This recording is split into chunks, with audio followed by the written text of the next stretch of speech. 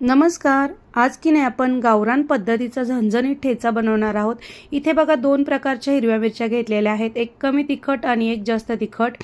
गॅसवरती तवा ठेवलाय. 1 वाटीभर शेंगदाणे मी भाजून घेते. थोडंसं तेल टाकून शेंगदाणे आपल्याला खरपूस असे भाजून घ्यायचेत. आता लगेच शेंगदाणे काढून आपल्याला याच तव्यामध्ये मिरच्या भाजून घ्यायच्या आहेत. देठ काढून घेतलेले आहेत मिरच्याचे. तेल न टाकता आपल्याला काळे डाग पडेपर्यंत मिरच्या भाजून घ्यायच्यात. आता 1-2 चमचे तेल घालून घ्यायचं आहे आणि मस्त अशी मिरची भाजून घ्यायची. 20 ते 25 पाकळ्या लसणाच्या सोलून घातलेल्या आहेत. आपल्याला लसूणही तेलामध्ये भाजून घ्यायचं आहे.